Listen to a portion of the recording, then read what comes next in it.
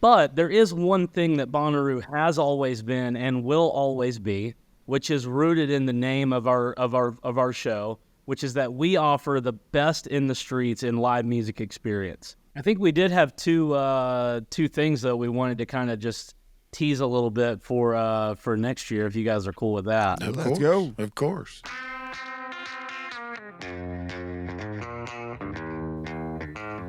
Was 2024 Bonnaroo a renaissance year? And what does that mean? Was it a renaissance year for the fans? Was it a renaissance year for the artist? Was it a renaissance year for the staff?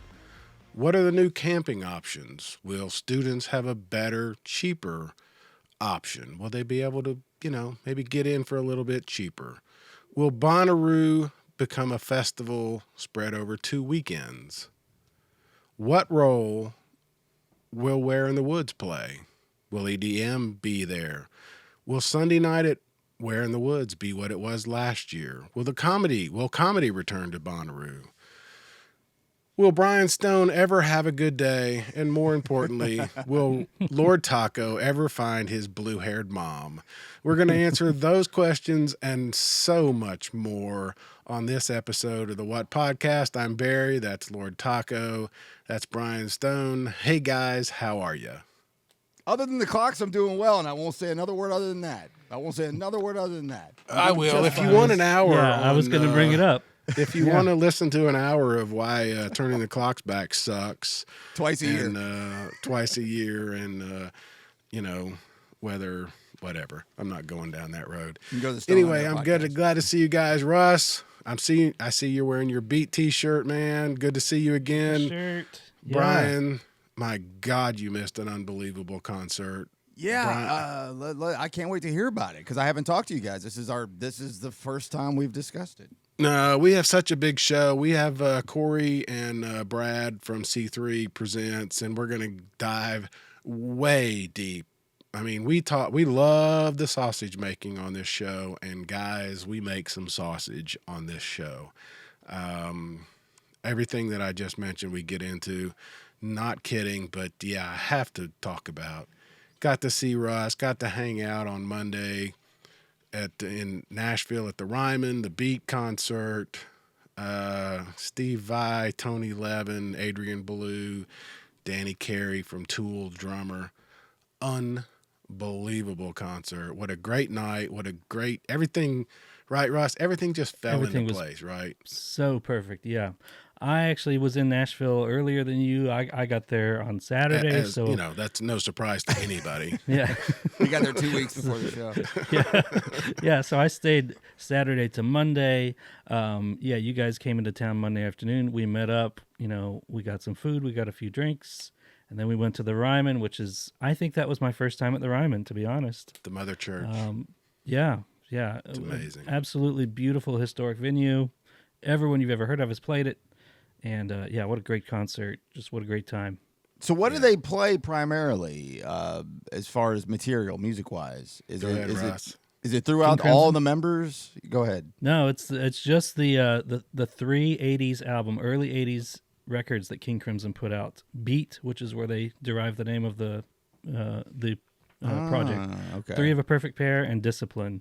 Those are those 3. And then they did pull out, they did play Red, which was a 70s song, but that was kind of for the encore. But yeah, for the most part, this was just the 80s King Crimson, because King Crimson is 50 plus years of music.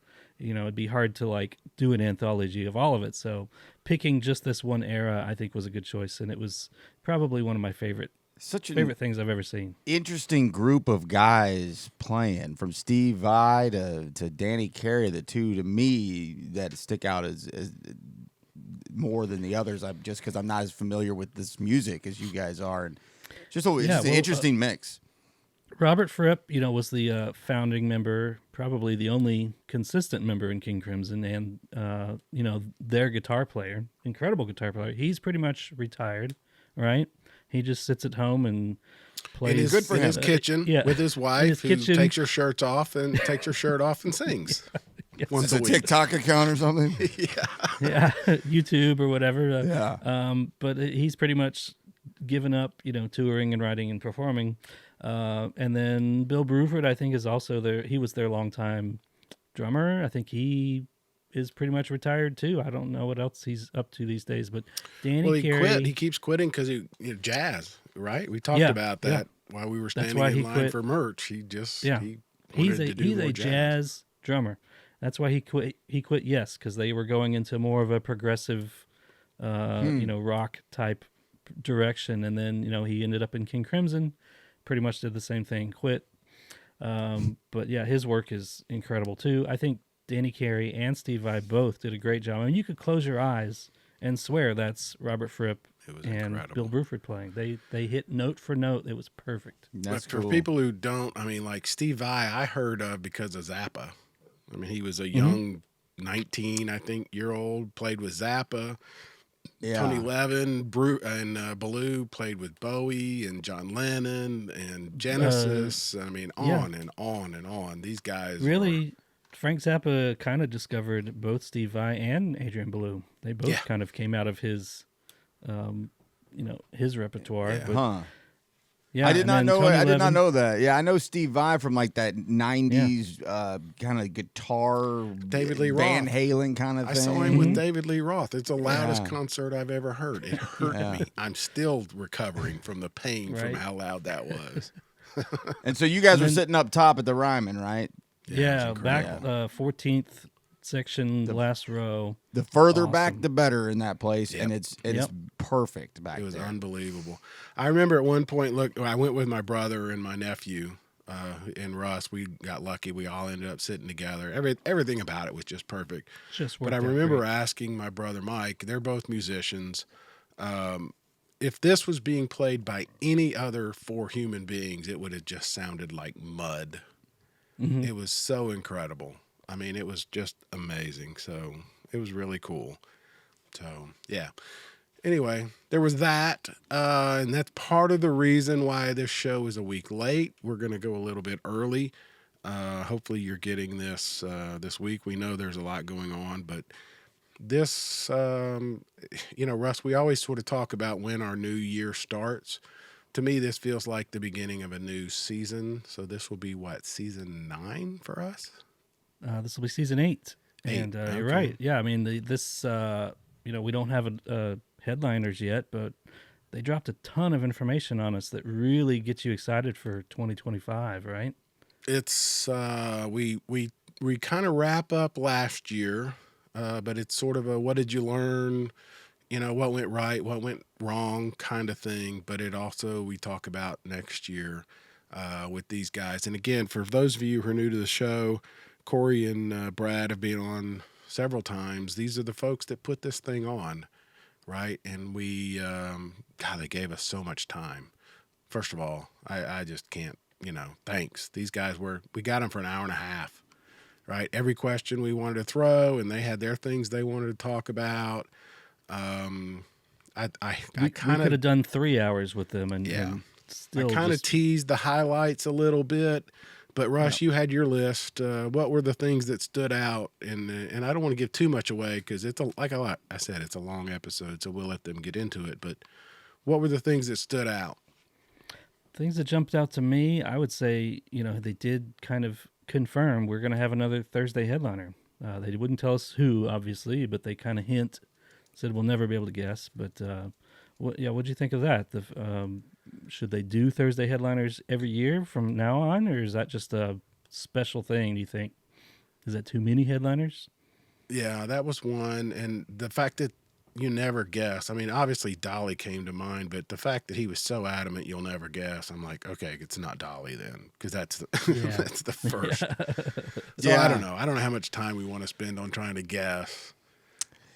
Yeah, well, that's a whole off-season tradition in itself, in Bonnaroo lore. But I think Thursday is just gonna. It's a home run idea. We'll see. We'll talk to him more about it here in a few minutes. But and I was a little dicey with the you'll never guess. You'll never guess. Okay, then what is it? Adrian Ballou? Well, I know, right? Stones. I mean, we can come up with some names. Yes. George Strait. I mean, are we going to go crazy? I don't know. Yeah. So I don't want to spend a lot of time on that. Even then, I was like, I'm not gonna, But it was fun. It was. They did kind of also confirm, I mean, for better or worse, probably better for a lot of people, EDM is here to stay. The Fred Again closer last year, I think, ended up working out really well for him. Not just here to stay, but Brad did again make a big point of that the what they did last year with Fred Again on Sunday is a precursor to whatever they have planned for this year. Mm-hmm. So that's interesting. Go ahead and let the Reddit group try to figure what out. What he meant by that. There's another one. Some of the camping, like we said. They're looking at ways to make it easier for college-age students, people that don't have a lot of money, but also people that do have a lot of money. That was an interesting sort of topic. We've always talked about that. That's what Trying they to do. capitalize on everybody's economic status, which is all. Anytime I hear somebody at least keeping that in mind, it makes me happy. Yeah. They're at least thinking about that. I don't know if it's actually going Right. to amount to a whole lot, but I mean, Well, it's still nice that they're thinking about that. They're kind of trying to play to both hands because they recognize like you said, Barry, there are people that have money and are willing to spend it Can't on wait to comfort, spend it. Yeah. and they can't, and they'll spend all kinds of money, and they want to accommodate that, but at the same time, they also want to keep the core price low for people that are just like college age and just starting out, that just want to get in and see music. They want to keep that affordable and doable. Yeah. Also, comedy coming back. What do you think of I that? hope. Yeah. Interesting. Yeah, I always thought that was a strange thing. I mean, it was. It was one of the first, kind of organization festival gathering to do something that extravagant. Yeah, people have comedy involved with things that they do before, but I always did like it. I always thought it was cool, and so yeah. I mentioned it during the show. I liked it because it was just unexpected. It was like, this is cool. Like. Flight of the Conchords. I never heard of them before Bonnaroo. I remember walking into the tent and seeing Flight of the Conchords. That's a wild act to see for the first time too. And thought, this is hilarious, But it just was part of the vibe. Yeah, and of course, I'd never heard of Reggie Watt. I think is his name, right? The drummer. Reggie Watts. Watts. Yeah, from one of the late night shows. Boy, that was wild. Like I think that was 10 years ago, and I was like, "Who is this guy?" So yeah, and Conan was there, and he was so big they had put up a movie screen out between the this and the that, right? Man, I forgot he did. He was like the MC of the whole weekend that one year. Yeah. And Triumph. 2010, actually, I think this is coming back to memory. I think it was 2010 when Conan and Triumph were all over the place. Our buddy Brad couldn't wait. Triumph was there the same year as Public Enemy. Not Public Enemy. Yeah, Public Enemy. And the next day, Janine Garofalo was in the media tent doing one of and she was like, "Did you hear what Triumph said last night?" And everybody's like, "No, what are you talking about?" He said, "You know why Flava Flav wears that clock around his neck? So you can tell how far back he set back the civil rights movement." That's pretty good. As you set that joke up, I was like, Barry, I don't know what are you doing? That's pretty good. I mean, it was everywhere. Everyone was talking about it. Anyway, but we've talked about it on here. Comedy doesn't always work. I saw the Chris Rock thing the year that Bruce Springsteen was there. It was an election year. I thought he was hilarious. I thought it was great. But, it's in the Spit and Rain, and it was a little, it was a different kind of on the what stage for those that don't remember. Right, right. It was a headline. And so I don't know. Brad didn't really say how it's going to be presented. For most of us, the comedy tent and the movie tent was there because it had air conditioning. And that's a lot of what we loved about it. So, very, very, very true. I mean, that's just the reality. People would go in there and sleep. So anyway, man, this was a jam-packed, it's a long show. Yeah, get your snacks, settle in. This is a lot to take in. Yeah, there are, and stick around till the end because that's when they talk about what's happening, changes in the camping area. I don't know what else to say. We could give it all away, and we probably will come back in future episodes and dissect everything. But man, thanks to Brad and Cory Yeah, for giving thanks a us lot, so much guys. time. Yeah, thank you. Anything else? I guess we got to talk about the cutting room floor real quick, though, right? There, Russ. Yeah. In the video, the local video, Oh right? man, we should. Yeah, Yeah, we I set mean, it up. Quickly reset this because it's local, super local, not important stuff, but still, big moment for our guy here. I He's thought already so, written his yeah. speech. He'd written his Yeah, I speech, was and ready. he's never gonna get to use it.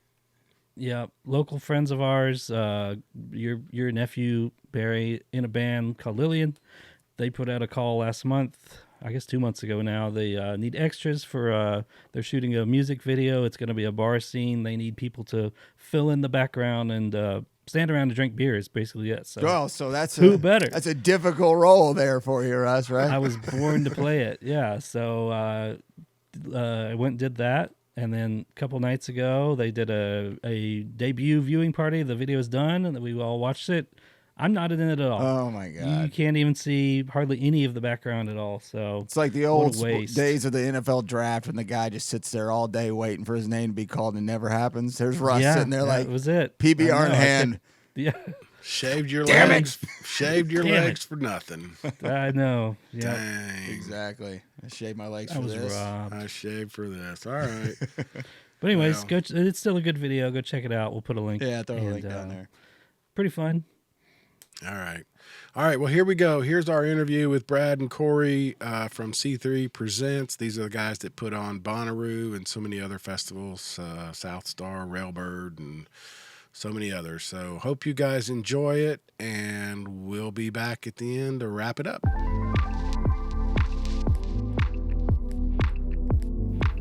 Hey, there they are. They're back. Cory and Brad from C3.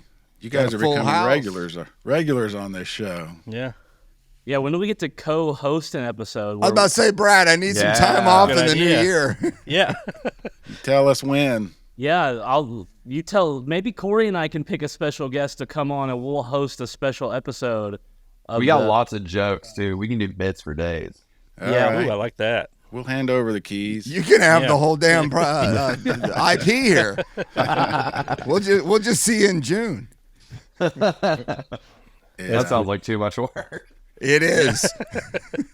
All right. So this just real quick for people who haven't ever been here before. Brad is festival director, right?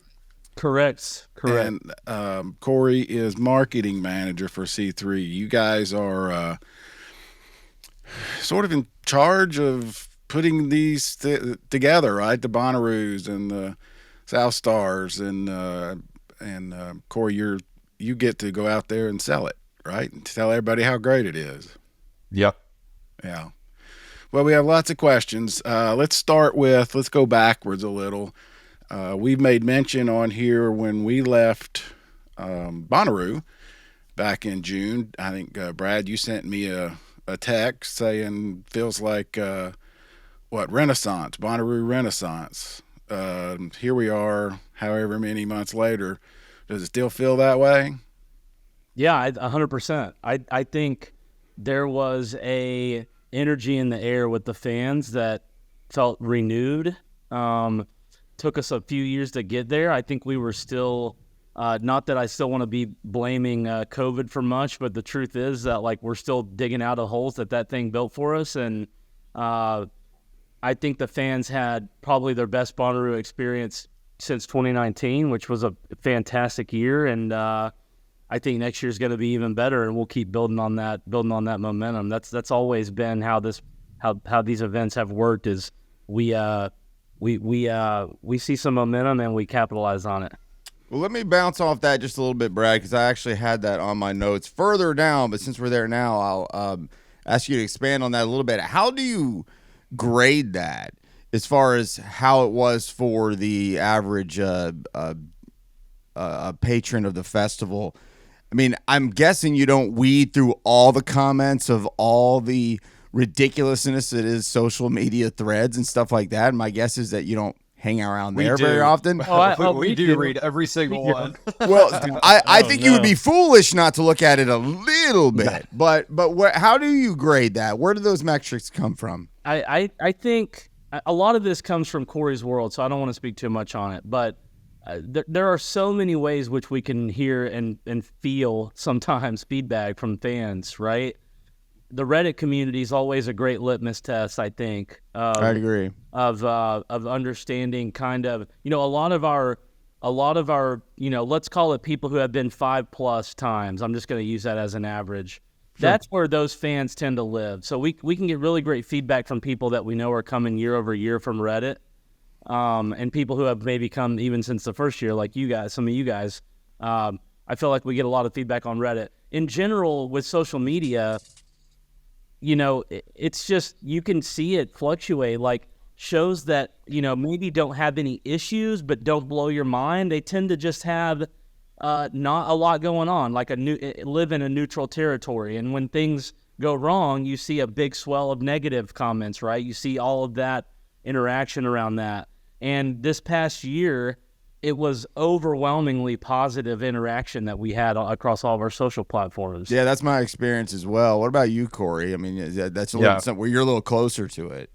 Yeah, I think when it comes to that kind of stuff, the feedback of our vets matters more because they've been to a lot of festivals and they've had a lot of good and bad experiences. So if they're able to walk out of, Bonnaroo 2024 and say that was amazing, that means a lot to us because they've, been to ones where we've had some work to do. And not saying we don't have some work to do coming out of last year. We're literally spent the last, 4 or 5 months trying to just rack our brains for things we can do to make it better. But yeah, I mean, I'm a lurker in every single Bonnaroo Facebook group and subreddit and Instagram account and everything that I've managed to find. Yeah. So I spent a lot of time reading comments and, looking at mentions and stuff. And what we saw coming out of last year was well above what we're used to seeing as far as good vibes. Sort of to dial down even a little bit, because what are those things? To Ryan's question, I mean, I know there's things like, hey, I had a good time, but for you guys, it's specifics, right? Is it? There's things you can't control. You can't control the weather. Last year was so unbelievably hot. Nothing you can do about that. This year was hot, but it wasn't like last year. What were the things that you're hearing from people? Because I know Brian and Russ and I, we all had our conversations. I'll just throw something out. I mean, it felt comfortable. It felt user friendly. I didn't feel overcrowded. I didn't feel rushed. I didn't feel, it just felt comfortable, if that's the right word. Something that we talk about a lot in our, when we're on site building the show up until people arrive on Tuesday, I talk a lot in our all staff meetings about how, the attitude of our staff can easily, it's almost like a virus, right? If our staff are having a horrible time, that can translate real easily into fans having a horrible time. And the reason I bring that up is because this year, the sentiment of our whole team, the 2 weeks leading up to the show on site was, this feels like the best the machine's ever been oiled. And I think that is a result of a lot of hard work by everybody on our team. By no means is it just me? Is it just Cory? It's a ton of people that make that magic happen. And I think that sentiment directly reflects over to the experience that the fans have. And sometimes to your question, just on specifics, sometimes it's the things that aren't there that I'm looking for. And what I mean by that is, it was really hot. You said it, miserable, out of our control. Did not see comparatively a ton of comments about the heat on our socials, because I think there was people tend to double down on the bad when it's bad, right? Sure. They've got one complaint, they'll find 4 others, and they'll give you all 5 at the same time. Mm-hmm. Well, when things are really, really good, sometimes it causes them to maybe not, make that hateful comment about how hot it was, because they have a moment of logical thought that's like, oh, these guys can't control the weather. And if they did, 2021 probably wouldn't have went the way with the way that it did. Right. Right. So, Right.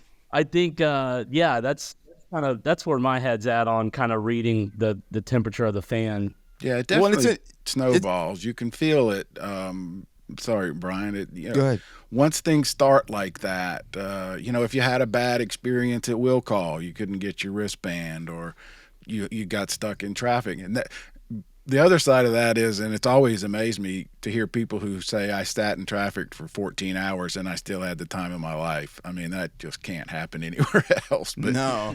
But go ahead, Brian. Hey, I was going to say, we all pretty much kind of understand this after all these years and with anything, and I know you guys do, but when the further you get removed from June, all the bad tends to kind of start to settle at the bottom, and the good starts to rise up. With most fans that understand the layout, they understand the formatics of the festival. The good is so much better than the bad for most people all the time. It tends to rise up. But when you're looking at that stuff a month after, 6 weeks after, something like that, the bad is exploding over all the good. So I'm sure you guys have seen that, to be able to navigate that and just wonder what you still keep your finger on the pulse of that on a daily basis, I would imagine, or at least a weekly basis, maybe, right?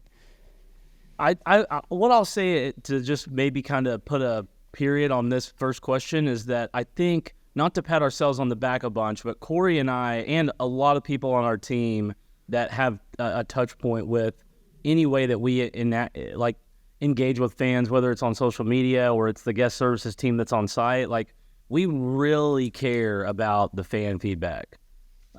We sit and read so many comments, even ones that hurt our feelings, and we get over them, because it's the only way that we can accurately make improvements that we know are going to be impactful, is by understanding where those pain points are.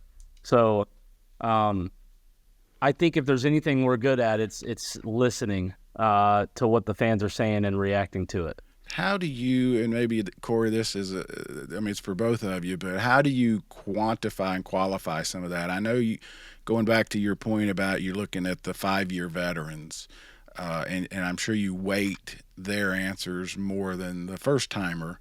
But how do you weight that when, the first time person, and I'm just trying to think of an example of what they might complain about.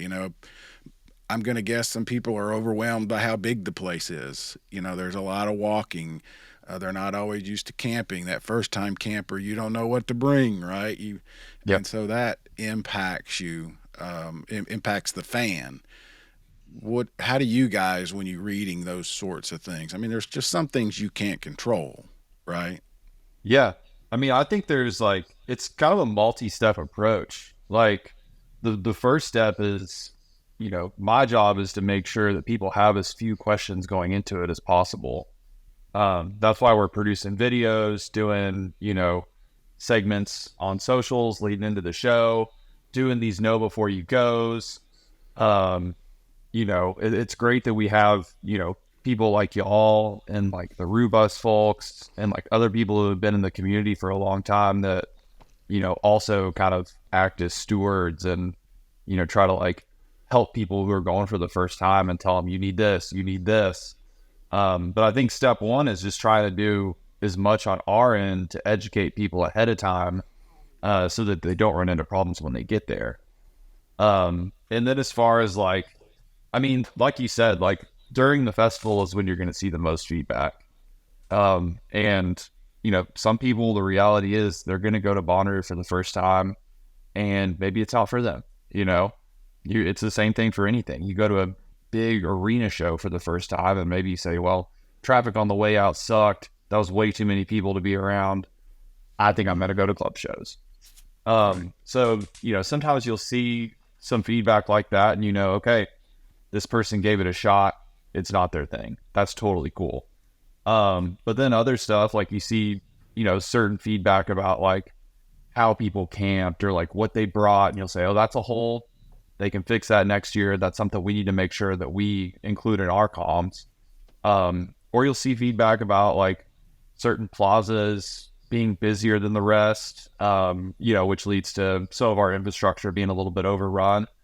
And then Brad, makes a middle note and sends to our site team, and we beef it up there next year. So I think it's just like we try to flag all that stuff in real time.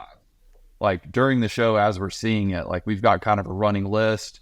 Our guest services team fields a ton of that, and they're able to provide really detailed reports about when we're getting, people reaching out, what it's about, how many people reached out about lines, how many people reached out about portos, how many people reached out about shade and where. And we use all that information to allocate resources that are existing or bring in new stuff the next year. And then I think like after the festival, some of those more long form conversations usually happen on Reddit. So we just take our time poking through that. And, like I said, this year, a lot of those were very positive. But you read, the couple paragraphs about this really fun experience that someone had, and, try to find the couple of things in there that could have made it perfect for them. So yeah, a little long-winded, but yeah. A lot of anecdotes you got to get through there too. I mean, a lot of my day started off bad because all my days start off bad, that kind of thing. Away from that as much, but same kind of thing. Brad, you mentioned it from the beginning. If you expand on it just a little bit, forget the fans. They said it was the greatest thing ever, the worst thing ever. Operationally, you said that people felt that things were as good as maybe we'll say half decade or so. Operationally, getting bands in, artist relations, in and out, sanitation, all the things that go along with the weekend on the farm. A+, B, same as it's been, a little bit better. Where do you guys feel like that as an operation from function? And let me jump on that. Can you claim credit for it, or is it just things fell into place? If that's depending on your answer, whose fault is it? It was 100% all just me. I did all the work. I teed that one up for you, man. No, I mean, listen, I'm the teacher in high school that never gives A+ because there's always room for improvement. You're that guy. As cliche as that is to say, but no, I think that listen. This show has a very large team that it takes to execute it. And there was already going to be some challenges with the transition of Superfly leaving and C3 coming in, and AC and C3 figuring out, who's who and who's doing what. Yeah. And then the pandemic expedited all of that, right? It was supposed to take place over years, and be a smooth thing. And the pandemic expedited that process, and a lot of people came in and were in a new place and had no idea what was going on. And Bonnaroo's unlike, you can do 10 Lollapaloozas or 10 years at ACL or whatever. Like, Bonnaroo's a completely different ballgame. And so I think it's just the culmination, Barry, of the past 3 years of our team just really melding together and understanding. You take people who already have, like all the people at C3 that Cory and I work with now that we love, and it's my favorite place I've ever worked. They're the best at the best of what they do, right? So you just got to take that skill and apply it to a new ball game. Like, it's the same plays. You're running the same plays that you're running at any festival, but the field just looks a little different, right? So I think it just took a few years for everybody to get comfortable, and now it kind of feels like we're just, we're going down the track and it's greased, and everybody feels good about the direction we're headed. And I'd say I'd give it an A. I'm not going to say A+, but I'd give it an A. I'll take an A every day of my life. Yeah. Man. Yeah, I didn't see a lot of those in high school. Well, you talking about same plays, and it's the same sort of event.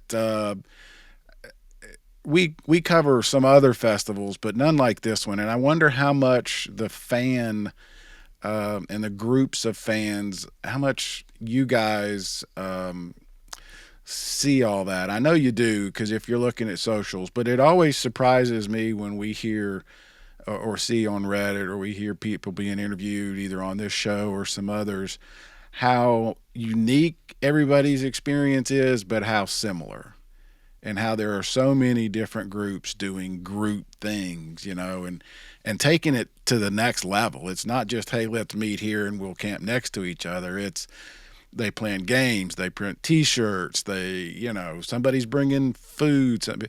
It's amazing to me the level of planning that people do year round for this event. I think Bonnaroo always been the thing that sets Bonnaroo apart from anything else in the space that it exists in has always been the community and the fan. You look back at any year of Bonnaroo, and yeah, we've had some fantastic lineups. We've had every artist that you would ever want to see on your stage there, right? Petty, McCartney, just the list goes on and on. But you too. Yeah, you too. At the same time, you've seen a lot of those people at Coachella, right? And you've sure. seen those people, and it's such a it's an honor that we were able to put those artists on our stage. But the thing that's always separated us, not the talent, not our location, not anything, it's always been the fan, because it's always been about being unapologetically yourself and finding other people that you can do that with, and then watching some music while you do that. For me, at least, that's what the show's about. And there's not many other festivals that lead with the community element. Like, we talk about it all the time in our marketing, in our interviews that we do everywhere, right? And not to say that there's, don't take this the wrong way. I'm not talking bad about any other shows, but a lot of music festivals, the programming is first, and the artists are always going to be important because that's what sells the tickets ultimately. But it's really special that we can talk about the bands and the fans. We can talk about both of those things, and that's unique. It's very unique to Bonnaroo, in my opinion. Especially when you consider what you said a minute ago about the transitioning from Superfly to AC to C3. I mean, you think you might lose some of that, right? And there was rumors, and it felt like it, quite honestly, when C3 first got involved, and I don't know if that was just paranoia on our part, but it was like, oh, everything's going to be different. And of course, the big difference is they took our cool camping space, but I'm not bitter about that. We'll move 931. Let me phrase. Oh, it's the area code. Oh, how clever. Can I? Yeah. Sorry. Sorry. Let me just say something real quick, because, and I don't. This isn't a. Again, this is not patting ourselves on the back. This is really a compliment to C3. Before Cory and I were ever even a part of it. They are, if you work in our space, if you work in live music festival industry, the guys that started C3 they're the 98 Bulls of what goes on in this industry. And I think a lot of it, Barry, paranoia is a strong word, but it's like, if it's 1998 and you play for any other team than the Bulls and you find out Jordan's coming to play for your guys, how could you ever spin that as a negative, right? How could you ever spin that as a negative? And that's what happened. I mean, listen, Superfly is fantastic, AC Entertainment, fantastic. But C3 was, Charlie Walker and Charles and these guys that started that company. They revolutionized the music festival industry as a whole. And so I was ecstatic. There's always questions, right, when something new happening. That's it. It'll change, and obviously we'd had our relationship. Quite honestly, and Brian and I laugh about this all the time, we have anxiety going in every year. We're convinced until we get out of the car and open that first beer or soda or whatever it is that something bad's going to happen. Yeah. That's just how we are. And it's mainly just because of how big of a just how big and it never does. How important that this thing is you're about to do. It's an anxiety that most people. I'm a little more easygoing than these two. Everything always works out for me. So just a little bit. I'm already there now. I'm ready to go. If nothing, Yeah. he's already in the bus, ready to go. But if nothing else, if you wanted to, if as a listener to this show or a viewer on YouTube or wherever it might be, and you'd be saying, well, of course Brad's going to say that. Of course Cory's going to say that. Well, all you have to do is look at the resume of C3. Just poke around the website. Just look around. I mean, it is so impressive that to me, that's all I needed to see. I know a lot more than that. But if you were interested, we won't sit here and talk about it now, but just take a look, man. You guys got a lot, or at least I'm sure you work in areas across the country with how the functionality of the company is, but it's impressive stuff. Yeah, I didn't mean to make that a negative. In fact, I meant it as a positive. It's amazing that you can go from that many different bosses, if you will, and maintain that attitude. That how do we make this great attitude? And we've always said, from the beginning, it's always felt like it's about the fan. I never felt like, almost never. There have been occasions, but some of that's just reality where, it's like there's a difference between we're doing it for us and to make money and to get out of here versus how can we make this the best experience for the fan. And that's most of the time, that's what it's always felt like to me. Yeah, it's like there's like, I remember when I went to college, there was like there's this thing they did where every time like a path of grass would get like beaten down over and over again on campus, they would eventually pour a sidewalk there. And I feel like that's what we do at Bonnaroo. It's like we're kind of there to like support the community. Like this isn't like, we do a ton of shows, and like a lot of our coworkers put on concerts, and that's like you go into a venue, people come, watch the music, go home. The artist makes money, like, everybody gets paid, whatever. Right. This does not feel like that at all. This is like you're just building a city for people to come have fun at, and everything is dictated by what that community is telling you they want and need to have a good time and thrive for that, little less than a week that they're going to be there. So yeah, it's a very unique thing to produce. Well, I'll jump on Brad's metaphor about the teachers. We were talking about this at my job just the other day. There's a difference between that teacher who is determined to fail you and that teacher who's determined to teach you. You know what I mean? And we've all had them. Or determined to pass you too. Yeah, exactly. He's more interested in being tough and failing people than he is, them learning something. So, yeah. All right. So what did we learn? What are the changes that people are going to see? And I'm thinking I made a note here to remind myself, Where in the Woods on Sunday night. I have that on my notes too. Yeah, I figured you did. Those kinds of things you're talking about, Cory, where crowds are and what's working and what's not. What are some of the top of the list things that people might see differently next year? Yeah, I mean, if you want to start there, I think that's a good place. Obviously the plazas in general have not been the same for 2 consecutive years since we started programming them. So that whole program out there is kind of like nebulous and always evolving. And what you said about Sunday night, in the woods, like obviously we're not going to do that again. And I think that's short answer. Yeah, for people who don't know, it was because it was the only thing going, and it just got jam packed, right? I mean, look, it's really fun to book, underplays out there, right? You get to see a massive artist in a small space, but that's not really what that area is designed for. And it ends up, being crowded, and it's really only the first, third of the people from the stage back that can even really get into the show.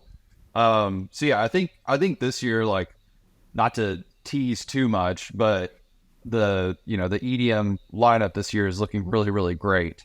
And I think a lot of those bigger acts deserve to sort of be on, the Centeroo stages where they can bring their full production, and benefit from the multi-million-dollar sound systems and play to those larger groups of people. And I think this year fans will see Where in the Woods be that place for discovery of new electronic artists and DJs. And you'll still be able to go in there and party all night. But I think trying to put those bigger acts on that stage is something that, doesn't work great, or, as well as we would like for it to. And that's not to say you won't see like pop-ups or secret shows or something that's like unannounced out there. There's always going to be fun shenanigans. But I think generally speaking, to get those, larger artists onto those stages in Centeroo with the big sound systems and production that's where those people need to be. And I think that's the way that space needs to be used, is for kind of like the up and coming act. Certainly sounds fair enough to me on that. None of us were out there, so we didn't see it firsthand. We're just going by what we heard. I want to go backwards 20 minutes or so. Brad, you might have been talking about it. Cory, whoever wants to take this. It's relatively new. Speaking of Wild in the Woods being relatively new as far as the way it's been programmed, the Tuesday entry is rather new. Not this year, maybe the year before, at least post-COVID. I think that's insanely early to show up for the festival, and I don't. He's looking at you, Russ. And this guy doesn't. I'm a crazy guy who doesn't find much insane about this festival. I think going on Tuesday's nuts. How's that worked just operationally? Yeah, and I was going to ask that too. I know it eased traffic and that was the thought, but did it stress the staff? I mean, you still have to have security and people and parking and all that. So I'm very curious. I'll take this one. So, the thing with Bonnaroo that's challenging is one of the things that's challenging about Bonnaroo is to your point, Barry, the staff we house pretty much on site for the most part, right? They're there already anyways. So we're bringing those guys in on Monday most of the time, like the bigger staffing calls, they're coming in Sunday or Monday before the show. And the whole idea around Tuesday came from the fact that, we've continuously over the past 10 years worked to make, to get rid of the horror stories of, from year 1 through 10, let's call it, of, I sat for 39,000 hours in traffic on 24 trying. Yeah, I never thought that was okay, by the way. There's some people that said it was. I never was okay with that. This past year, and don't quote me on this because I don't have the data in front of me, but I think we didn't have any single car the entire show that waited, I think, more than 2.5 hours to get in, which is ridiculously almost unbelievable. Fantastic. Yeah, absolutely unbelievable. Show the data, Brad. I don't know if I believe you. No, it's true. I remember you saying that before, so it sounds right. But here's the thing. The Tuesday thing that's not the perfect solve that made that happen, right? There's a lot of tweaks to our traffic plan. There's a lot of, actually conditioning fans to understand when peak hours are so that we can spread out that arrival profile a little bit. There's a lot of different tweaks that result in us getting that wait time down. But the idea behind Tuesday was very simple. We have fans who we know want to show up early and get as close to the arch as possible. And 2, any of those guys that we can get to show up on Tuesday is one less car we don't have to screen on Wednesday. Sure. Yeah. So even if it's 2,000 cars, whatever, 3,000 cars, I mean, you're talking thousands of staff of search minutes, right? To get those cars in. So it's been a successful experiment. Maybe some would say even too successful, because I feel like part of the rite of passage of Bonnaroo was having at least a little bit of a wait to get in, and now the line was fun sometimes. All right, I will. The line has been fun before. The line's been fun. I'm going back about 15 years on that one, though. But yeah. No, I hear you. A lot of the inconveniences of this place are charming to some of us a little bit. But you got to deal with the first-time goer, the day only goer. You got to look at it from everybody's angle. And some people are never ever gonna think sitting in their car for extended period of time is a good time, but many of us Well, Russ, enjoy let's it. ask Russ. I mean, seriously, we laugh, but Russ, you get there Yeah, and he's have the always last there. couple of years Tuesday. I'll ask you, and then I'll ask Cory and Brad. Yep. I didn't hear anybody complain. The ones who got there on Tuesday, I didn't hear them complain that they were unhappy that they were in there early. You know what I mean? They got a good Oh, yeah. spot. They hung out with their friends. Found stuff to do. Right, Russ?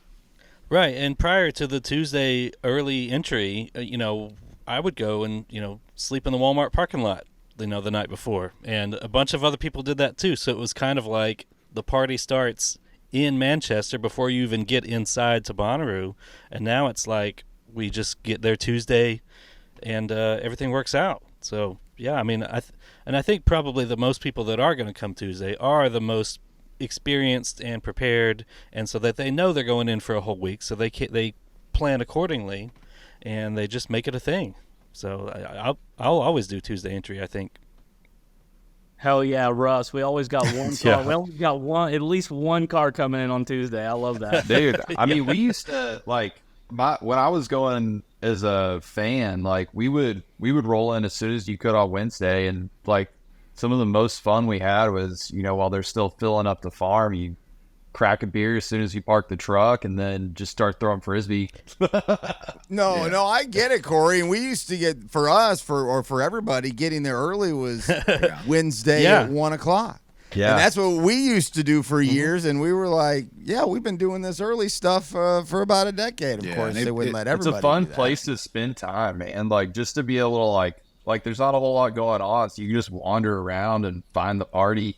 And doesn't need, people. it doesn't. Yeah. There doesn't need to be a sanctioned event. You're Right. where you want to be. Yeah. Right. Yeah. We always and Brian always disappears on that Wednesday and go for a walkabout and see what's new. And I'll cover every that's acre. the best That's part. Yeah, that's good fun. Yeah, and also like some other camping festivals will even like charge more to come in for an extra day, and we were like, that's kind of a good thing for us too. So like, let's just let people do that. Well, and this year too, specifically, the blazing heat didn't show up till the weekend.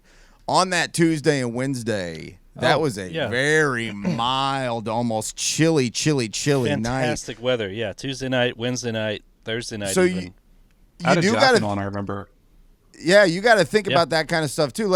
This just popped in my head. It doesn't mean anything. It's just something to chew on for a second. If we were to go back to September of 21, and you let people in on Tuesday, oh man. Well, none of us, maybe you guys did, but none of us knew what was going to happen with that. The outcome of that until like Thursday, and so I guess you got to keep that kind of stuff in mind slightly, I guess. Yeah, we'd still be finding some of those folks. I mean, like that's the other thing too. Like there are other times of the year when, generally the heat is less, but the balance there is the rain. So I'll take the heat every day. That's just Yeah. me. Same.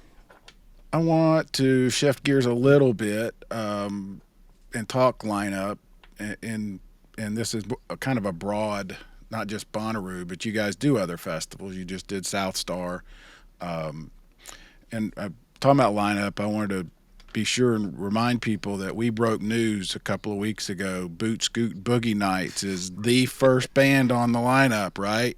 You heard it here Listen, first. You heard it here first. that was news to me, man. I think you might have fallen victim to some of Brad's bullshit. That was me going rogue again. And Were you looking at his Twitter again, Barry? Oh, he sent it. He texted me, man. I got it straight from. So it's got to be official. It's first one's Boot Scootin' Boogie Nights, second one's Daft Punk. Yeah. I know Does nobody Brian- listen to anything that Brad says anymore? Guys, I didn't come on here to ruin my reputation, so let's keep the jokes to a minimum. Long time uphold a good reputation here. To a bigger picture, we talked, Cory, I think when you were on with us before, talking about South Star, and you sort of honed in on a particular type of lineup. In this case, it was a 90s sing-along type of thing. Anthem, I believe, is the word Anthem. we're Anthem. using. Yeah. That worked I mean, you got rain, but it seemed to work. People were loving it. From Yeah, a it was big fun out there. picture, is that something that you guys, C3, are having to do with other festivals, or does it depend event for event? Event for event for sure. I mean, for like for a smaller show like that where you only can book, 15, 20 acts, like you want to keep it all in the same lane and make sure that you're sort of like, pleasing that fan base. Yeah. I mean, the trend now is that, a lot of the successful shows, not just for C3, I think in the industry, are boutique shows that are more thematically programmed, right? AC had been doing that for a very long time. Like Moon River was something that, was, if you're a Drew Holcomb fan, you're going to see every one of your favorite bands at Moon River. Yeah, very genre specific. Yeah. And when we did Homecoming in Cincinnati, that was if you were a fan of the National, you were going to get to see them play two of their best albums, and then every other band on your Spotify recommended playlist was going to be on the lineup, right? High Water in Charleston, same thing. Railbird, same thing. So I think that you'll see it's very hard to start from scratch in today's music climate a multi-genre festival, right? That's why you see a lot of these hyper-focused lineups now, because I don't think you can establish something like a Lala or an ACL or a Bonnaroo. You can't do that now. Just out of thin air, yeah. Those things came out of lightning in a bottle when the iPod generation was really booming, and people realized that fans were multi-genre and they listened to all sorts of stuff, and that's still true. But I think that as an industry, I think it's kind of, it's like a flat circle a little bit. Like, fans listen to everything for so long. They would listen to hip hop and rock and metal and all of that. And now I think fans are in a spot where, yeah, I listen to everything, but I want to go to a show this weekend and see this one specific thing. I was just at When We Were Young in Vegas. I mean, that thing is like people that listen to emo pop punk music in middle school, high school, 15, 20 years ago. That is like the biggest injection of nostalgia that you could ever ask for, is going to that show. And those people go every year, and they see a lot of the same bands, but it's like a yearly pilgrimage that they make to go hear, that music that really resonates and brings back memories from a certain part of their life. And I think that's what you'll see with shows moving forward, is a lot of really narrow programming that helps these shows stick out from the competition. Which obviously Bonnaroo has never been and still isn't, and I'm guessing the multi-genre approach is where you guys are always going to be. Is that fair to say? I mean, that's, to me, still seems like what holds Bonnaroo together is that wide genre sweeping fan. We spent some time on this show recently about algorithms and how they're just keeping people in their own, forget the bubbles people keep themselves in that we normally talk about from a political, other national standpoint. A lot of entertainment is all being curated right into this, to where they want this right here, and all this periphery. It's not that they don't like it, they're not that interested in it, but Bonnaroo is still, to me, the king of that. Maybe Coachella could, make an argument. But that's still the goal here, right? I think this tees up perfectly to something that I wanted to talk about on this show. All right, let's go. Yeah, I know. I was thinking the same thing. and then Cory, I think what I'm about to say will then lead us into talking about some results from the music census that we did earlier this year. Great, that you are familiar with. So Bonnaroo has always been at face value multi-genre. But it hasn't always been multi-genre to the extent of like what a Lollapalooza is. No, not the first 4 years anyway, if you want to go that specific, yes. But there is one thing that Bonnaroo has always been and will always be, which is rooted in the name of our show, which is that we offer the best in the streets in live music experience. So that changes from year to year, right? What the best that can be offered of live music in 2025 is different than what was the best that could be offered in 2007, right? In the first 10 years of the show, Dave Matthews, Phil Lesh, Trey, all of that stuff, that jam scene was this underground massive thing that was coming up, and it was the best that you could be offered as a fan at that time. And I think in 2025, you're going to see that we're still doing the same thing. It just looks different. Yeah. Like, we are going to be offering people a world-class live experience that gives you the best that is out there to be offered, regardless of where you decide to live sonically as a fan. I want to hear what Cory has to say, but I want to jump on that because I was thinking it as Brian was talking, especially how is that window anymore? How far out can you guys look? Because we've talked about this before. We know from talking to Steven and Brian, who book a lot of the bands, they're already thinking next year, and even in some cases next year. Can you still think 2 years out and try to predict what will be the best of 2026? Yeah, I mean, I know we had our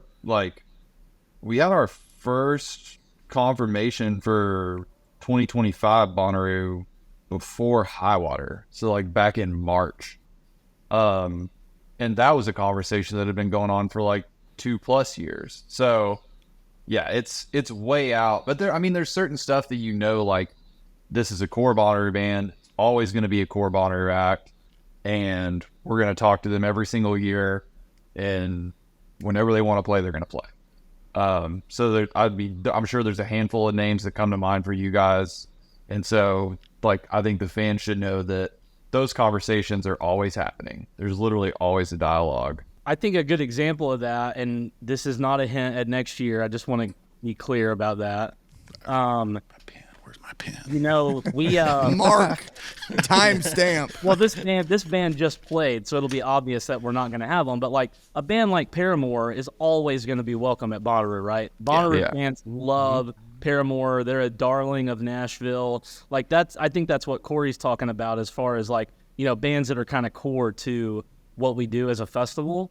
But I think, Barry, I think we have to do both at the same time, and that's why Brian Benson and Steve Green and these guys are really great. Sometimes something happens that makes us look really good that maybe wasn't intentional, like, we book a band, and at the time, it's like, oh, this seems like it'll be a good booking, and then they explode, and it makes us look like geniuses, right? Chappell Roan's a great example. Chappell Roan. It's on the list. We'll be there in a minute. Chappell Roan. If you think about it, in the last 2.5 years, we've had Chappell Roan, Zach Bryan, and Noah Kahn play the smaller stages that we have to offer, right? And and collectively, Zach's doing football stadiums. Yep. And so, but then you have some things that I think we put ourselves out there to say, hey, we're a tastemaker, and we're gonna show you why we're right. And one of those things that you all are gonna see very soon is just proof in the pudding that these guys know what they're doing over here. Is we had Fred again on Sunday last year. People really question that decision, and without giving away too much, I think in 2025 you're really going to see why we put our eggs in the Fred again basket. So, it's a little bit of both, Barry. You gotta see what's happening in real time and see how you can capitalize on it. You've also gotta trust your gut a little bit and say, hey, I think in 12 to 18 months, this is something that fans are going to be excited about. Well, and then you also have a case like, and I can't remember, Cory, if you told us this when we talked, but I know we had Matt from Huntsville. That South Star was supposed to start next year, and then Blink 182 comes in and says, hey, we'd like to do it, and y'all put together a festival in 4 or 5 months or something. So less than that. You got to be able to adapt too. That's that's interesting. Well, let me real quick. I had this on. I didn't know when I was going to bring it in. Now it seems like a good enough time. This is more you guys as patrons, not as much as bookers and festival industry experts. But we've talked about this recently and we're kind of bouncing around this same subject matter of jam bands early on with Bonnaroo being a large focus, and then later on for a shorter amount of time, but certainly a window, I don't know what you would call it, but the Mumford & Sons era of where anything that looked or sounded like Mumford, Avits, whoever. What'd you call it, Russ? Stomp and clap? Stomp and clap. Stomp and clap, whatever you want to call it. That really was that was where the home run hitting was. And then EDM, I mean, meteoric rise. They're going to grow out of that as being the fan base, as that being their regular stop eventually. Hadn't happened yet, but eventually. Do you think about 5 years from now, what could be that next kind of subgenre that really doesn't take over the festival, but to the person who just kind of glances and like, who are all these bands I've never heard of? Any thoughts as to where you think things might go a little bit down the future? Because we know they're going to shift. We just have no idea what it'll be. We meaning I don't. I have no idea. Simple, long-winded question, enough. simple answer. I don't know, man. I'll take that one. 5 years? Who knows, man? 2 years. This stuff drives up and moves along quick in cycles. Here's what I'll say is there are scenes and communities in the music space that you can readily identify as something that's going to be here and stick around for a long time.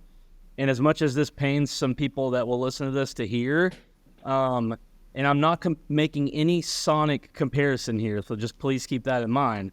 But I already like where this is going. The scene that is underground electronic music right now is the jam scene from the early 2000s. Yes, it is. It's the exact same thing. Exact same thing. And so, you know, Cory and I and Benson and these guys, we talk a lot about staying core to what we are, which is offering the best that's in the streets. And what does that mean now? And acknowledging that every single fan that shows up to Bonnaroo is a priority number one to us. But the fans that got us through the first 20 years are not the same fans that will get us through the next 20 years. And we have to find a way to balance that and be forward thinking. And I think that you'll see things like Fred again as a headliner on Sunday when there's traditionally a legacy band there is exactly what we're talking about when we're saying, how do we get that new generation of fan that's going to last us the next 20 years and not totally piss off the ones that have been coming for the last 20? Well, you can even it's like, even if you look at one band, and like, obviously I'm a Deadhead. I think you guys know that, and RIP Phil F. But yeah. But I mean, like, if you like look at that one band and you listen to their shit from like the early 70s all the way up until the 90s, you hear so many different kinds of music. Like, you know, you get a keyboardist like Britt Midland in the 80s that's like sounds like Seeger and is playing the hell out of the organ. And then you go back to the early 70s and they're like almost a folk band. So it's like you can, banjo driven, yeah, everything changes, and like it's really fun to like bring in the new stuff and the different stuff. Sometimes, and Brian and I have talked about this, and it's been funny to kind of watch Brian because I'm a little bit older than Brian, but we've changed. You know, sometimes as fans, we don't want to admit. We want to say, oh, Bonnaroo's not the same as it used to be. I don't like it anymore. Maybe it's not Bonnaroo so much that changed as you. Yeah, maybe it's you, dude. Yeah, you know, I don't want to sleep on the ground anymore. Or, you know, EDM, I like some of it. I don't like all of it, but it doesn't have to be for me. And that's always sometimes hard for people to accept, you know. May not be I guess my thing. the main reason for that question is just I was curious as you guys what you think as music fans. That was the main reason. But as we all know, if Bonnaroo stuck with the jam formula, we wouldn't be sitting here talking about Bonnaroo in 2024. If they stuck with the stomp and clap, you know, era, and all we were doing is throwing that up every week or every year on the main stages, we wouldn't be here talking. So I was just that's where that came from. Well, the cool thing is, like, going back to the census, so like we do a survey every year, and it's like a little more like standardized across festivals. And last year we were like, we want something that gives like Bonnaroo fans an opportunity to answer a ton of questions that are super specific to what they want to hear. And the cool thing about that is, you know, when you look at sort of the pie chart from what people are listening to and what they want to see more of and what they, you know, like that we have, it is very much like, it looks like a pizza. Like, Like there's like a bunch of slices, and some of them are a little bit bigger than others, but like pretty much every genre is represented, whether it's country or EDM or hip hop or generally definitely. rock. Like and it's still like that. So like you're always going to see jam bands there. You're always going to see some hip hop. You're always going to see some of that like folk. You're always going to see a bunch of guitars out there. So like our fan base is still like we are what they go to hear all of that in the same weekend, and that's really, really exciting. Speaking of that census, can we put the chatter to bed on this? Do you want it to be 2 weekends kind of thing? Yeah, I know you guys saw Reddit, so you read all this stuff. We're not doing 2 weekends at Bonnaroo, right? Can we say that now? Can we say that here today? Come on, Brad. I see you want to say it. Brad's muted. You did it a bit.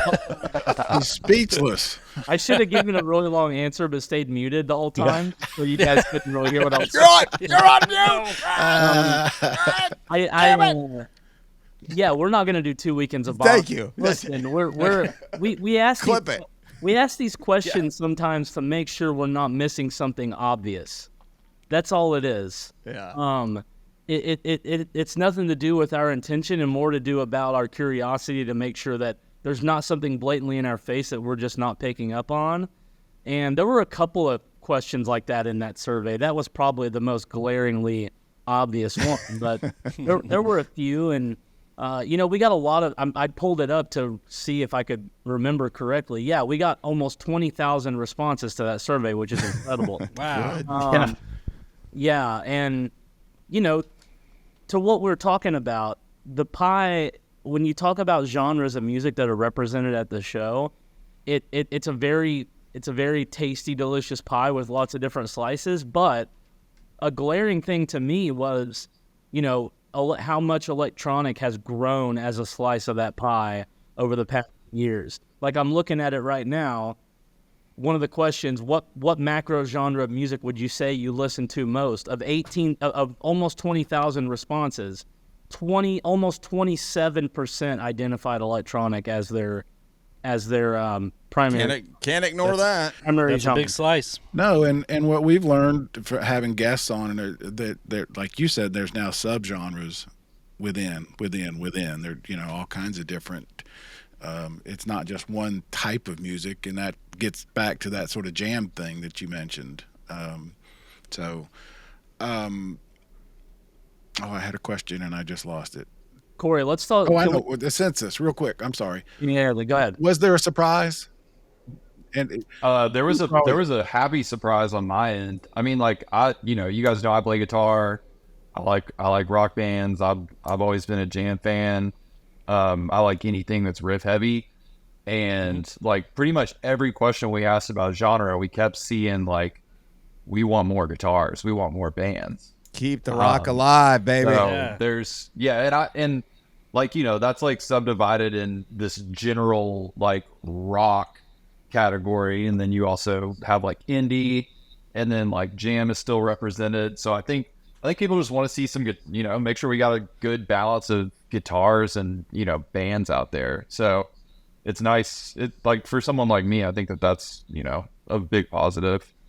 I think one thing too, not that I was surprised, but that made me happy was, I think there is data to support that I think it would be in a different form than it's ever been, but there is definitely space to return comedy to Bonnaroo, and I think we'll try to figure out what that looks like. It won't be, how it's been presented in the past, but I'm just looking here.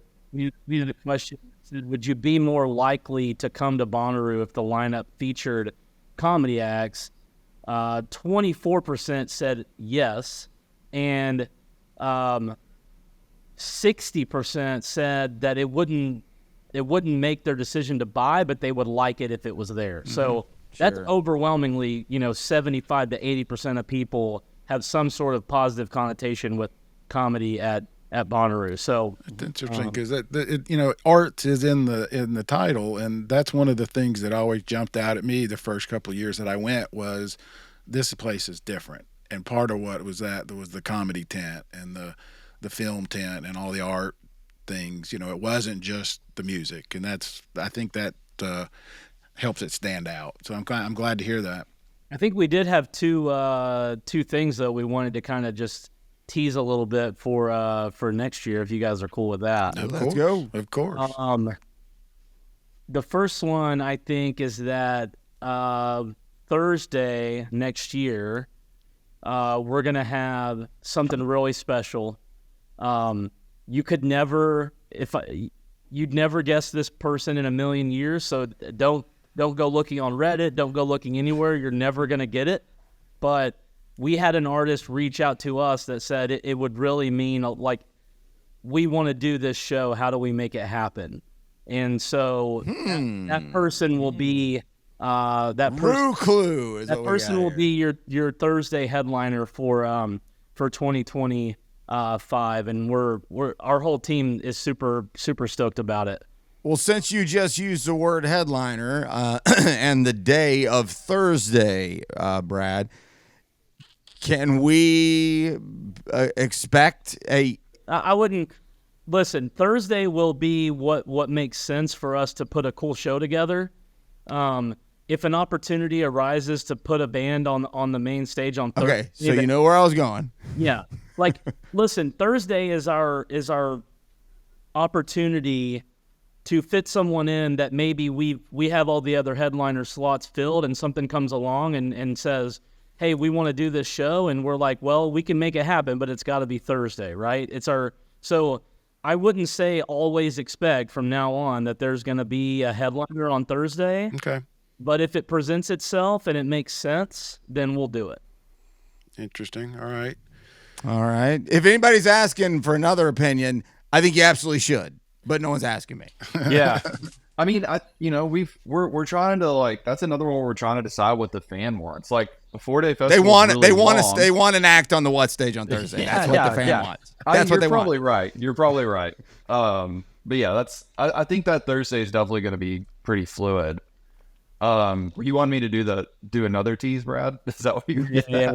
I do. Yeah. Yes, please. I mean, I know last year, like, the conversation around Sunday was weird because, people expected a sort of like, legacy act, and we didn't do that at all. And I would say that Sunday is another day that's going to sort of stay fluid, and we're not going to sort of conform to that, model of just automatically sticking a legacy act out there. But I think we're all really excited about fan reaction for Thursday because we were able to take sort of two of the acts that people have been really asking for and are very excited about, and putting them both out there that night. So I think that is going to be a very curated, special Bonnaroo day. And we're definitely really excited to get that one out there. Sunday, not Thursday. You said Thursday. Sunday. Yes. How much of the lineup is booked? Percentage-wise. Come on, Gary. You know what my answer to this question is. Well, come on, Brad. He's got to ask the question. You He knows gave me you an won't answer once before when I asked. I'll just set the over/under at 60%. Okay. You guys can figure out where you want to. That's fine. I'm going to go under that. I'm going to go a tick under. Yeah, a tick under. Fair enough. I got to ask. It's, No, you can always ask. I can always ask. All right. What else? Any other? Yeah, I got just a couple. Go ahead, Taco. Let's talk about Chappell Roan. Well, that's where I was headed to. Yeah. Without asking specific questions, we all know what happened with Chappell from early part of the year to let's say 2 weeks before, maybe a month before the Bonnaroo performance. How were those conversations taking place within the walls of marketing and festival direction? I'll take my part first, and then Cory can answer if he has anything. Yeah, please do. Yeah. Barry texted me about this a couple, I don't know, maybe the week of the show. And I said, listen, you just got to promise that we know what we're doing, right? There's a lot of complicated conversations that have to be had moving artists around on different stages 5 days before everybody's showing up. And I didn't think it was going to be possible personally, but go ahead. I didn't either. so that requires tough conversations with other artists, right? Hey, we got to kick you off a stage. We got to move you up a slot. We've got to do whatever. And Yeah, green sky, bluegrass. it's very sensitive conversations that have to be had. And then the other thing, and I'm not saying this is Chappell, so don't interpret it, but I just want to present a situation that you all should know sometimes is what happens, and it's completely out of our control. Like, you have an artist that is blowing up, right? And they're on a stage that might be a little too small for them, and we go to them and say, hey, we want to bump you up to this bigger stage. And their whole team is working with an artist that's in a whole new stratosphere that they've never been in, right? And their concern is we move them up to a bigger stage and then the crowd doesn't show up or the crowd looks too small. Not the case with Chappell, but sometimes we get that pushback of, Sure. like, hey, we know our crowd's going to look great if we stay in that tent, but if you put us on Witch, maybe it looks empty because it's so much bigger, right? Mm-hmm. And the content is king for these artists. Like, they have to have really great content. So there's a lot of different caveats to consider in not just the logistical nightmare that those scenarios create, but, you know, decisions that the artists have to make for themselves too on what it means for their career on that. Obviously, we're not going to let an artist put us in a situation that causes safety issues for our fans, right? Because that's the number one priority. But there's just a lot of considerations to be had. It's not as simple as let's just bump her up and, you know, here's a gap between these two bands. We can just spread them out a little bit more and put her right in the middle. Like, it's very complicated. Did you try to have those same conversations prior to Noah Khan's show, and or did the size of the Noah Khan crowd impact the Chappell Roan conversation? Of course, we're talking about the 2023. Yeah, because he had year. a huge crowd similar. He played that tent. I don't remember the specifics around the Noah conversation. I know that we were having it, but there was something that was making it just logistically challenging. And I think what we ultimately ended up doing was, hey, we're going to beef up our security at this stage at that time so we can keep an eye on everybody and make sure the people up front are okay and comfortable and people in the back are okay. So sometimes we just have to adapt in real time and say, hey, this is what it's going to be, and we just got to make sure we're prepared for it. Interesting. But I don't remember the specifics around the. Well, and I want to hear what you have to say about this, Cory, too. But I mean, I'm just a small town, small media guy for the last couple of decades. So what I have seen is not that important. But I mean, what happened with this Chappell Roan thing is like nothing I could look back and quickly find a precedent for. I mean, it was a pretty wild time as a fan, as somebody who covers it to a certain degree from whatever angle. It was like, can you believe what we're seeing here? If you're looking at the Spotify numbers, you're looking at the YouTube channels, more than just a headline. It was almost like there's no chance that this can happen this way. I mean, I don't know what you put her on the moon if you need to. I don't know where you put her, but it ain't going to be here. Anyway, Cory, your thoughts more on some of that. Well, and I think that one was interesting too because, you know, she's obviously drawing, you know, bigger and bigger crowds, but like you're like the first really big festival where you were able to see this happen was GWAR, and that was just right before Bonnaroo. So we had the benefit of seeing it in action right there to know kind of what to expect. And sometimes you don't have that. You know, it's just you're seeing the buzz online. You're seeing that the hard ticket sales are, you know, skyrocketing, but you don't necessarily know, like, okay, we got a multi-genre festival here. We got rock fans, jam fans, EDM fans. Like, what's the crossover? You know, like same thing with Noah. It's like, what percentage of our fans, like I know this guy's huge, but what percentage of our fans is he huge too? Yeah. And then you have a festival that's also like, you know, pretty much multi-genre, like GWAR happened just a couple weeks before. They've got the biggest crowd they've ever had for one show. And then, you know, and like all those conversations were already going on because we knew she wasn't going to fit in the tent. But that kind of like ups the urgency a bit, I think, when you're able to actually see it in action. That's cool. It was a nice, I do remember that text, Brad. You were like, you know, we know we're not sleeping through this. I was like, how do I send without him thinking I'm just being an asshole, but just get my point across that we're working on it. I got it. But I also, understood like, completely. you can't, like what Brad said, though, you like it's almost impossible to do. Like shout out to Green Sky, man. Like, if they hadn't been willing to change their day and their plans, and I'm sure they're excited to play which stage. I think as far as someone that likes that band, I would probably rather see him in the tent, especially in the middle of the day. But like, shout out to them for being flexible, because I'm here to tell you, not everybody's like that. I'll give huge shout out where it's due to those guys, because when our team approached them, I wasn't a part of the direct conversation, but my understanding is those guys were like, no, we get it. This is her moment. Like, we're here. We're going to have a great time regardless. And, we're here to play ball. So you guys just tell us what you need us to do. And they were all about it, which is not always the case. Yeah, I don't know that band personally, but I know some people who kind of do in those circles. That doesn't surprise me. Yeah, I was going to say that, but does it also I mean, I know it endears them to you, but do you put that back in a hip pocket and say, we'll take care of you down the line somewhere? Oh, yeah. Yeah, we got you. We definitely took care of them, for sure. Yeah, that's cool.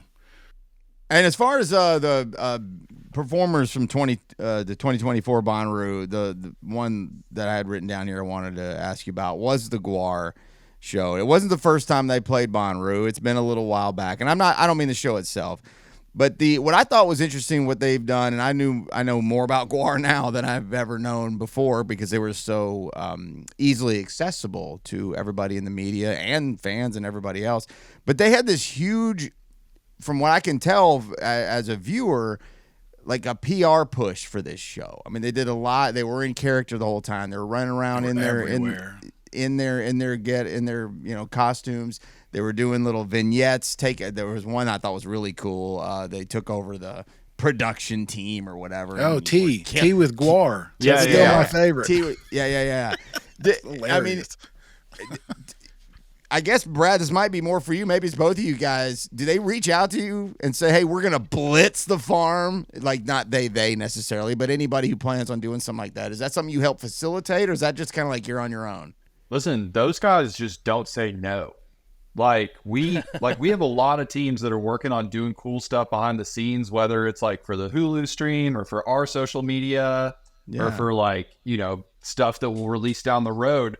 And, I reached out to them for a couple things. We did a collaboration shirt with them, which was really sick. But our Hulu team reached out to them.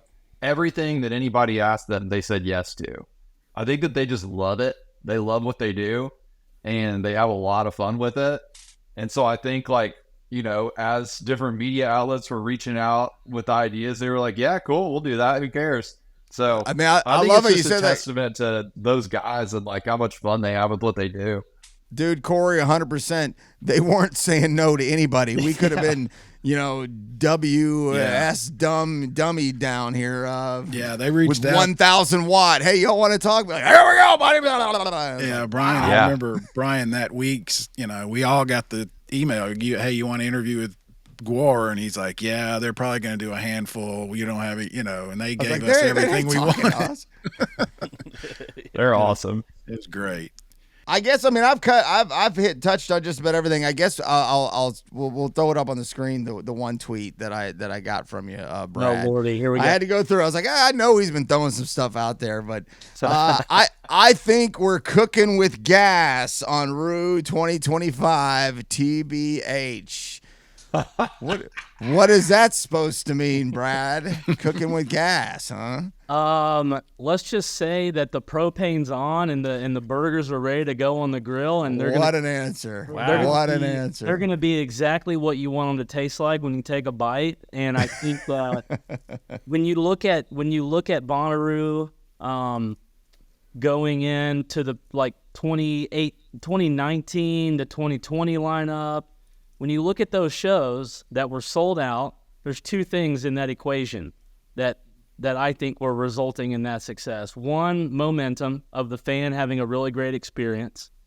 And two, there's no very large blow-your-mind names on those lineups. There's no Paul McCartneys. There's no any of that stuff. What there is is a very well-rounded, holistic offering of music for the fan. And that's what we have. And you're on track for that, you're saying then. Yep. Let me ask you. I know we kept you on here and you guys got to go here in a little bit. What about you're always tweaking. What about the changes, or are there any big changes, or are they minor tweaks with things like the a la carte ticketing and the camping experiences and moving to Tuesday entry was big. Is there anything going to be that sort of big? All you, Cory. This is the last thing we wanted to talk about. That's perfect. Yeah, this is just it's just so fun. We love talking about this stuff. We got just a couple there's not a lot of big changes this year. We're gonna looking at Moon Colony, that sort of reserved primitive camping has been very, very, very popular. So we're trying to expand that program a little bit and just squeeze as many primitive campings into that area as possible. We're also going to try out something new down there that's pretty exciting. We're going to offer, and it's going to be a very limited amount of spots this year, because want to make sure it works and everybody likes it. But we're going to try some powered campsites. So you could camp in your tent and have a power strip where you can hook up box fans or charging. Yeah. So just kind of like you're at the KOA, but again, that's it's more generators you got to bring in, and those power boxes are pretty expensive. So they will be a little bit pricey, but that's one of those things that we're not adding to try to make more money on. We're just adding because it makes the experience easier.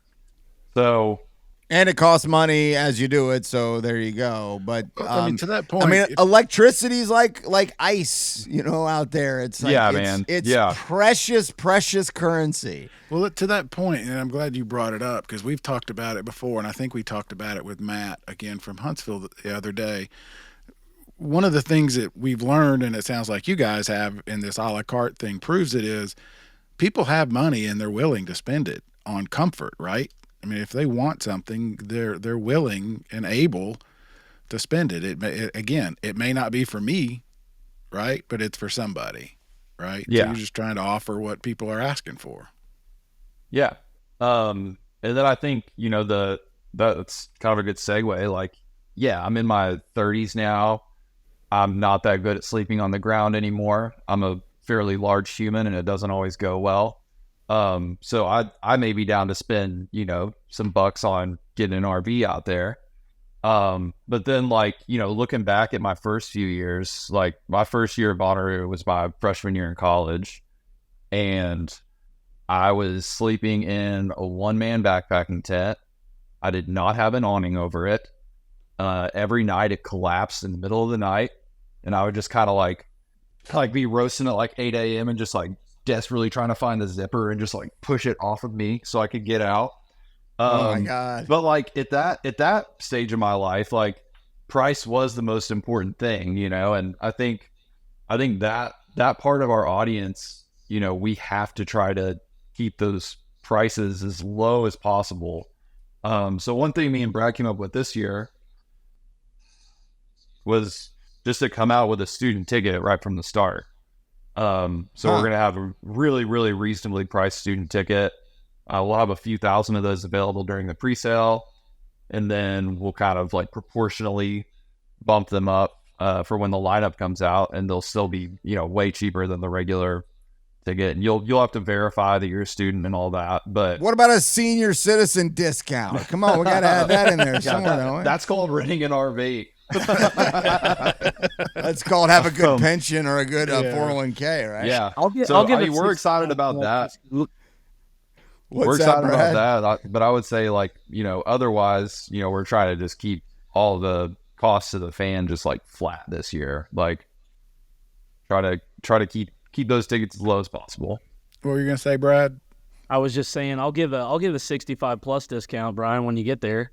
Yeah, I'm still 20 years away. But speaking of that, your primitive, awful camping setup you just talked about there, Cory. I'm 44. That's still my damn we'll setup. have to get Russ to put his tent up. It looks like the display model in the store. Looks like a It's about that cardboard big. cutout of a tent. In my defense, back before y'all stole 931 away from us, all my friends had everything I needed. I didn't need to bring anything else. I was kind of that's how I always went too. I was like, somebody's gonna have this. Yeah, All somebody's I'm going to saying take care is- of me, man. Well, Get a good bus. neighbors, I'm sure. Get a bus. This is the best Bonnaroo vehicle you could have right here. True. It's pretty cool. One more thing we're gonna try out this year. Obviously, like Bonnaroo. I don't know, like comparatively, like how much better we do than other festivals, but the recycling and like food diversion from landfills and all that. Our program that we run at Bonnaroo is like unlike any other festival in the States. And so like, staying green and recycling and composting, like, uneaten food and like, sort of like diverting resources after the festival is like a huge priority. But we've noticed over the years, like the cars like used to have 4 or 5 people rolling in, and then it's 3 or 4. And then sometimes you got people showing up just by themselves. And that's been something where we've, tried to encourage our fans to, save resources and, do that, like, try to carpool. But that's not really working super great. So one thing we're going to introduce this year is, we're going to try out a carpool, primitive camping pass. So if you show up with, 3 or more people in your car, your camping ticket is going to be significantly cheaper. Okay. So, All right. I would encourage fans to, Interesting idea. yeah, get together in advance and plan that out, and buy that when you buy your ticket. It's like a it'll HOV give them a lane. decent amount of. Yeah. I think that's just the next step in that program. I think that's a good way for us to encourage fans to get involved in some of those initiatives too. Well, very cool. All right, Yeah, so you that guys pretty much promised- does it on my pertinent list. You promised you're going to come back on here with jokes, and I think I told you my terrible one already, right? About the Oh God. why didn't the lifeguard why did the lifeguard let the hippie drown? I know this one actually. Too far out. It's one of my favorites. You already knew that one, Corey? I think I Yeah, told you before. Last June. No, I've actually that's been my go-to like for on stage at shows. I have to let joke a few times. Dang, Shut I- up and play. We'll cut it out, Shut man. I up don't want and to take play. your stick. We'll cut No, it out. it's a great joke. I I love think it. it's hilarious. I lied real quick. Speaking of playing, Corey, speak to the Who stage. I saw it this past year for the first time that I remember in a couple of years, and the upgrades sound wise seem to be really good. Just as a patron to the show, if you Yeah, speak to the Who sounds stage great. real quick and Oh, it your was experience incredible. on it. Yeah. Yeah, I was ripping a solo on Save a Horse Ride a Cowboy, and I think that they were hearing it over at the Witch stage. It was Yeah. pretty sweet. It really feels like they took the tent and just made it a much scaled down version with Yeah. really good sound. I thought so. Yeah, I agree. All right, Brad, anything you wanted to mention we didn't get to? I think we touched everything. I think in general, like, people are going to really like our lineup. I think there's going to be some things, much like with Fred again, that people sort of not question, because it's not like people are going to look at it and say, this is bad, but I think they're going to question it because it's different. And I think the point is just what I was saying of, like, we've always offered the best there is to offer out there. And that has no label of genre. It has no label of age. It has no label of anything. It simply is the best that's out there for fans. And I think we're bringing that next year for 2025, from the headliners all the way to the bottom row. And I'm really excited for people to see it. Well, so are we, and this is a really cool and cool time to carve out for us and everybody who wants to know more about. And we're right around the corner from the date starting to hit. Right, we're looking for that date, the pre-sale date, then the New Year hits and the lineup drop and all that kind of stuff. So thank you very Right. much. Yeah, you Corey, got any- Recluse coming out soon, right? Yeah, we'll be sharing some information about the pre-sale really soon. So everybody just be ready for that. I always appreciate your time, guys. It's always fun talking to you. It's always a good laugh. Thank Yeah, you it's a so pleasure. much. See you guys later. We'll talk to you See y'all. soon.